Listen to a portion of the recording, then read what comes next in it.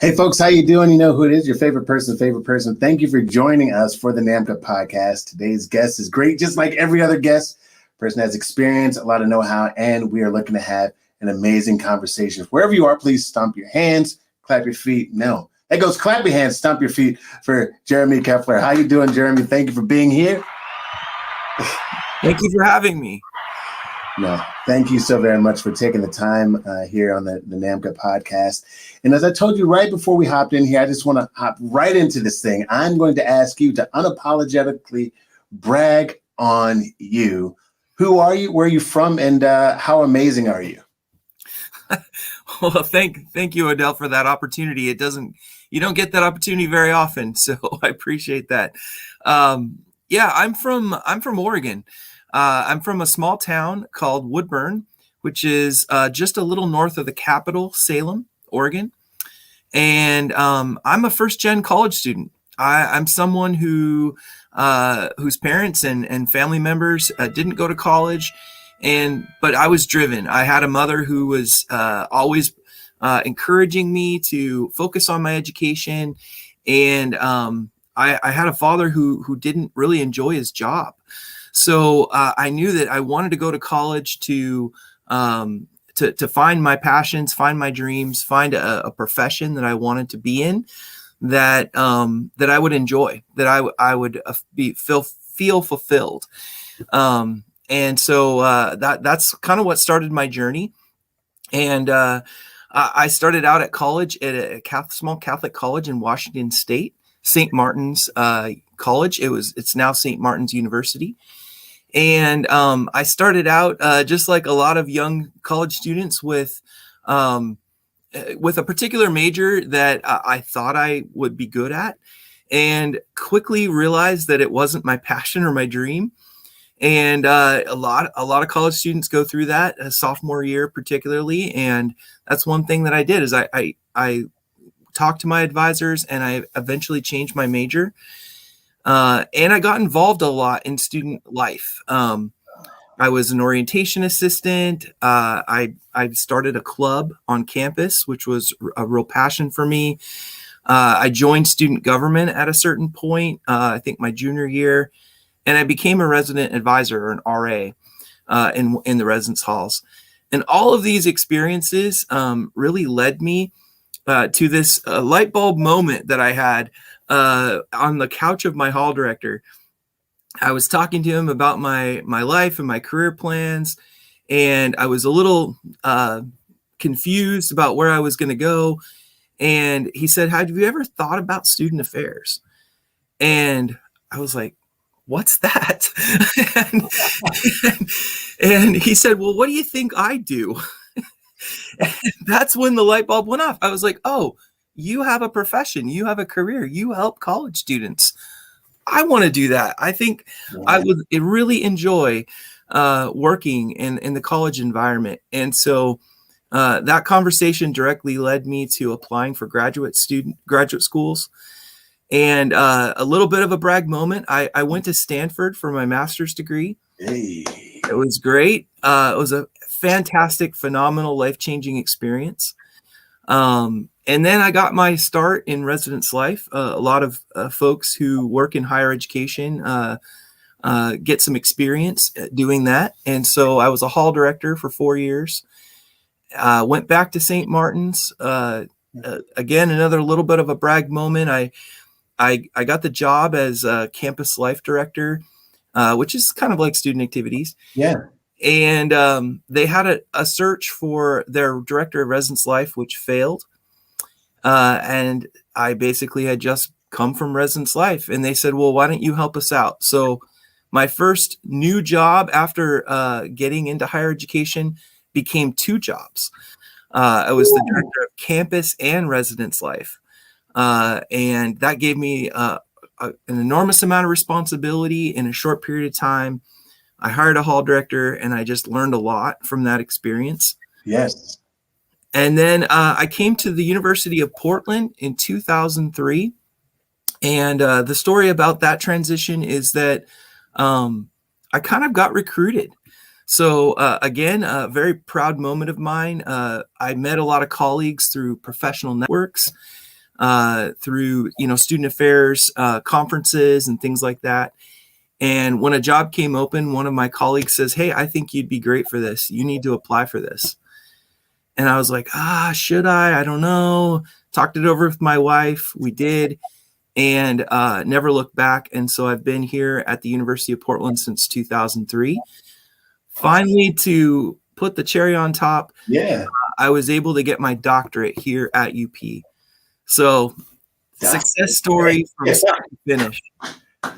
Congratulations. I'm going to touch on a couple of things you said. Really, so you had 2 jobs at once. If you don't mind me asking, how did you keep your head above water? How did you stay sane while you were, because those are 2 very demanding jobs that you had.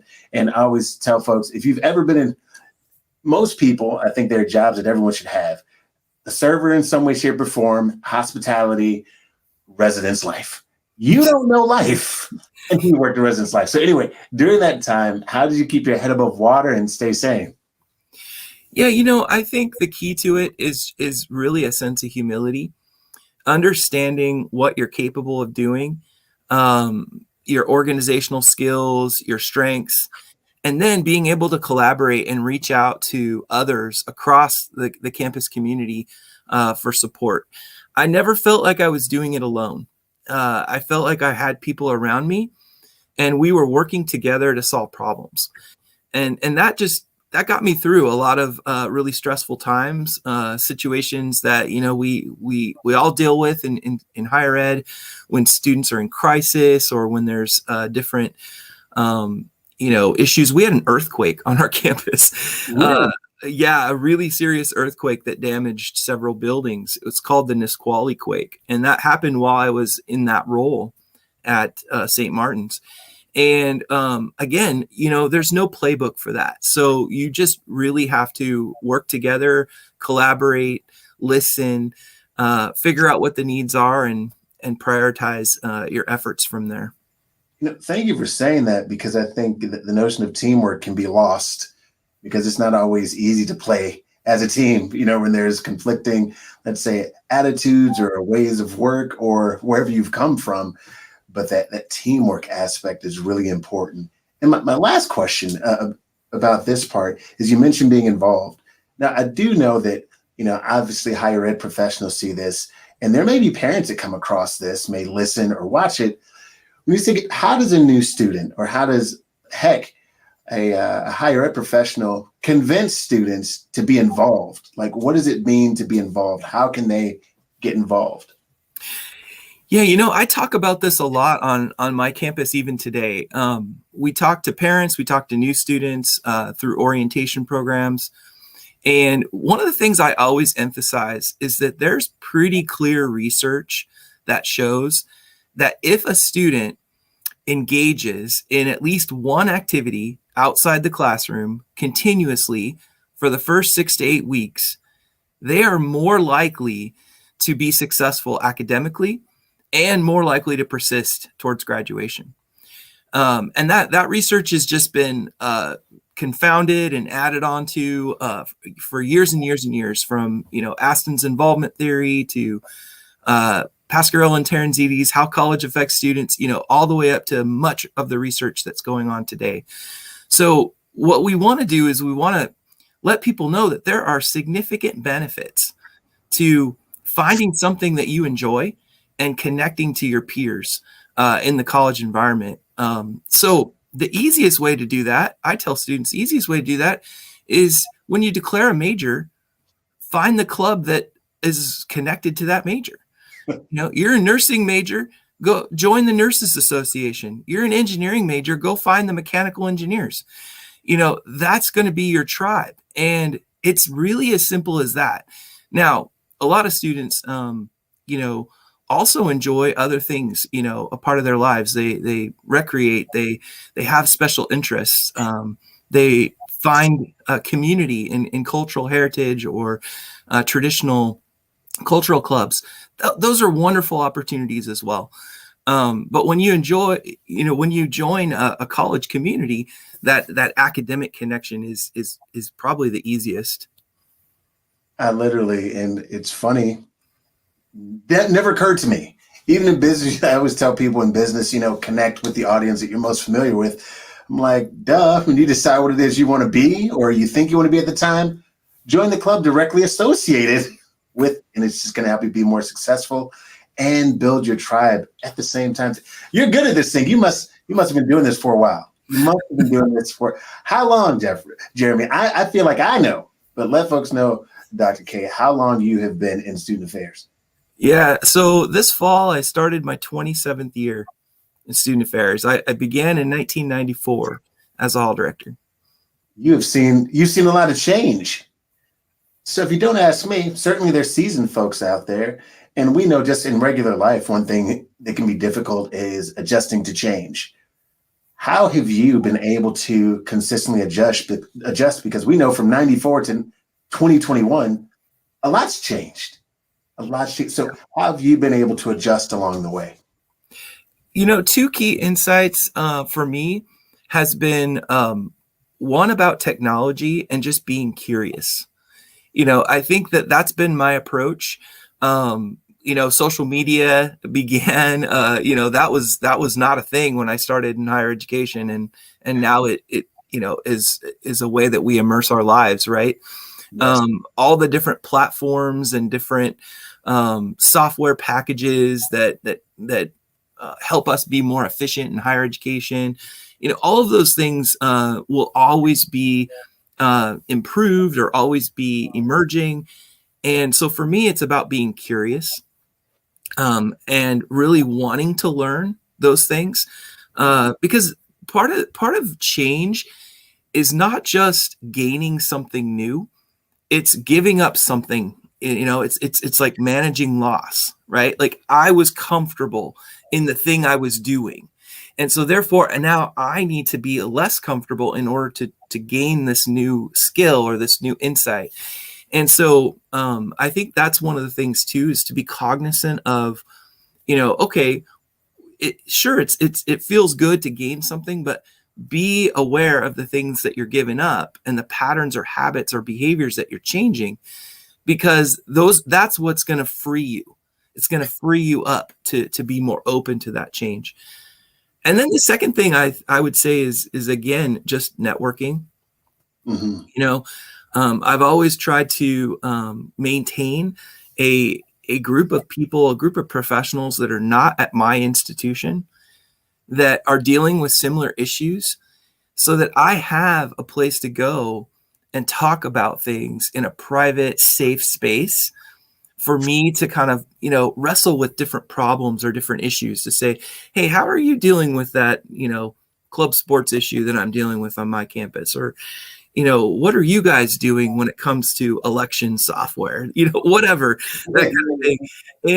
And that really, really helps me keep perspective on change, because I'm not in a silo. I'm not just doing it myself. I see how other people are either doing it well or struggling too. And then that's a good way for the community then to share information and move forward positively. Awesome. First I was going to ask is there something that you think young professionals should know that maybe they aren't told? I'm going to keep that in my pocket. I want to remember that. If you do, feel free to let me know after this particular question. Is there something you think that associations can offer that they're not right now? Obviously, there are tons that exist out there. And what are there any areas where you're saying, I wish they would do more of this? This would make my life easier. This might not be a popular opinion, but one of the things that I notice with our professional organizations specifically is that they focus a lot on, the papers or the research or the ways in which they're pushing forward the profession in some sort of, large way, which is great. But I think that one of the things that comes with that then is this weird sort of status play. Oh, okay, that's the researcher that's talking about this, so they are, somebody we need to revere. Oh, this person is in this area, and so therefore they have kind of an expertise that everybody else needs and doesn't have access to, right? And I really believe that student affairs should not have some sort of hierarchical system where we are not sharing knowledge openly. And so for me, what I think conferences can do more of is have roundtables, have listening sessions, have ways in which people can just communicate where they're at, be present with each other, and figure things out together. And it's not that I don't want that expertise or those really, cutting edge presentations that present new knowledge. I do want that as part of our profession, and there's definitely a place for it. But sometimes we overemphasize the status parts. And I think that really is a disservice to our younger professionals, who then maybe feel that they're not included in the conversation because they don't have the degrees or they don't have the papers to present at the conferences. That's really powerful. It reminds me of, I guess about every application that people have done. It's like, fill out this application to get the job. And in order to get the entry level job, you need experience. Well, how can I get experience if this is my first job? Just that conversation about, I love more roundtables. I love the opportunity to create community. That's also what it screamed like, hey, let's create more community and less of those unnecessary silos in place that aren't benefiting everyone. Awesome. Thank you for that. Heck, I feel like that kind of leads to the question I wanted to ask before, which is there anything you think that young professionals would benefit from knowing or learning that they come in and they're not aware that they should know something? Yeah, it's a good question. And I think every campus has its own unique culture. And one of the things that new professionals don't always know about is how that culture operates, how it works. What are the hidden rules of the workplace? Those types of things. And I think, again, it's about asking really good questions and not being worried about the fact that, that someone's going to judge you for the questions you ask, because you just don't know. You're new. You're getting into the profession. You're getting into the culture of that institution. So asking that, why do we do it this way? Or where can I go to get this information? Those types of things I think are really important for young professionals to feel like they have that agency. One of the things that I do, Odell, when I onboard new staff members is that I put together just a really long agenda. It's like a roadmap of all the topics that I want this person to know. Yeah. And we start off with the important things like, getting your ID card and, getting payroll, all that stuff. But then what I do is I say, you know what, we're going to go through all of these things in a period of time, but I'm going to give you the choice on what we cover first. Oh. So that you know, because as a new employee, what will help you feel confident, what will help you feel like you understand your role and your position better.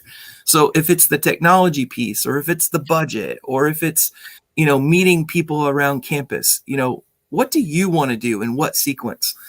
And I find that really is helpful for new employees because they feel like they can then be a creator of their own experience.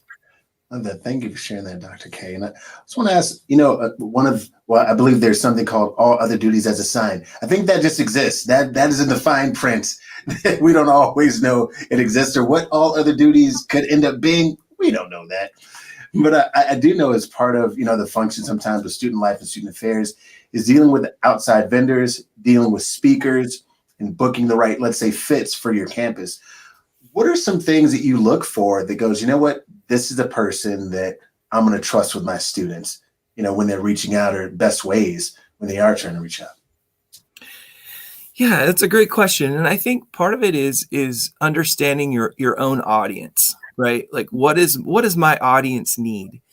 And so oftentimes it's topic based first. It's, okay, we really want to have somebody come in to help us with the issue of maybe mental well-being or mental health. Okay, so then what does that experience look like? And then which speaker or what group or organization can provide us with the expertise that we need and speak to the students in the ways that we think will be successful. So we usually start that way. We usually start with topics, like what is the issue that students could really benefit from. And then we start looking at the folks that have the expertise in those areas or people that we recommend. Obviously, we're a smaller campus. We're about 4,000 undergraduates. Okay. So being a small private campus will probably look locally first, just because it's a little bit more expensive to hire national speakers for a college that's maybe on a little bit more of a tighter budget than a larger institution. But that also means that, again, we rely on those professional networks. If there's a speaker that had really great success at one of our schools, in the region, word gets around. That person did a great job. We really recommend them, and so we're definitely open to recommendations that people give us from our peers. That's awesome. Thank you very much for being so transparent about that. That's awesome. Last question. What's the coolest thing you think has happened on campus that you've been a part of? Is there something that kind of sticks out? You're like, this is amazing. I hope it happens again. Anything like that? Oh my gosh, there are so many things. I work at student activities. Like every day I get to help the best, brightest student leaders on our campus plan events that build community. So I'll tell you a funny story though. We have an annual Christmas tree lighting ceremony. The student government hosts it. We're a Catholic campus, so it's a fun moment to kind of usher in the Christmas holiday season. And so we come back from Thanksgiving and we have this big tree. The choir comes and they sing, and it's just a really beautiful moment. And we have this really large switch, right? It's like something that you might see in a power plant, right? It's like a big switch, right? So we have a speaker come and they, give their words of wisdom or their words of inspiration about the holiday season. And then the whole audience counts down so they can flip the switch and the lights go on, right? That's powerful. That's a vibe. That's so cool. So here's the trick. Here's the thing that just makes it fun and special for me. I know that as the crowd is counting down, and as that distinguished professor is about to pull the switch down, there's one of my staff members behind the tree plugging in the lights and timing it just perfectly so that everybody thinks that the switch actually worked. I love it. I love it. A quick look behind the scenes. I love it because people don't know what goes on behind the scenes to make amazing things happen. Thank you for sharing that. That's really awesome. And thank you, Dr. K, so very much for your time and spending time with, the NAMCA podcast. Dell and myself, we really appreciate having you. Any final words for those folks in the student affairs community that might be watching, listening, or maybe they just need a quick pick-me-up? It's crazy out there. I don't know if you've heard, like there's a lot going on over the past couple of years. Any final thoughts or words of good vibe that you want to send out there? Well, I'll tell you one thing, just from my own personal experience. I don't feel like I have a job. I feel like I have a vocation. And that's what really matters, is how are we using our lives, our strengths, our abilities to impact others in a positive way. And if this is just a job for you, this might not be the best job for you, because this is really about people and community and emotions and working together to solve really big problems. So, I would look in your heart, and if this is a passion of yours, maybe you can also consider this to be more of a vocation too. Awesome. The wizard behind the curtain. Absolutely love it. Dr. Kate, thank you so very much for spending this time with us. I had a great time chatting with you. Hopefully we can do this again at some time and have more of a conversation about how we can all be a little bit better today than we were yesterday. that being said, thank you all for tuning into the NAMCA podcast, where we want to make you understand and help you understand that obviously you're good, you're great, you're worth it, but that you don't have to be perfect. We just have to be willing to make some progress, because effort on fire beats knowledge on ice. To all of our student affairs professionals out there, we love you. We appreciate you. To Dr. K's point, is absolutely a vocation that we are so glad that you are a part of. And until next time, have a great one. Peace. Thank you.